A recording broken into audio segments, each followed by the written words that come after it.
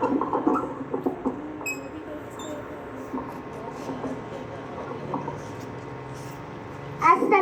alaikum and good morning everyone. Respected teachers, parents and all my dear friends. Today I am going to share with you a few words about Republic Day. First I wish you all very happy Republic Day.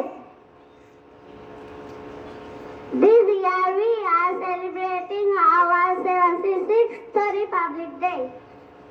We celebrate Republic Day on 26th January every year. Before Independence Day, India was under British rule.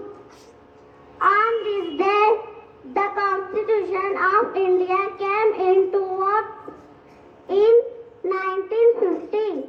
Hence, this day is very important for the citizen of India. Indian Constitution is the largest written constitution in the whole world. India became a secular and democratic country.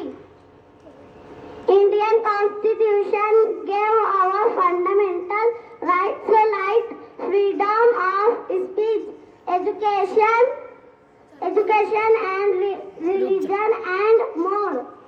On this day we salute the tricolor flag. Let us plead that we should not let the efforts of our brave freedom fighters go in vain. Thank you.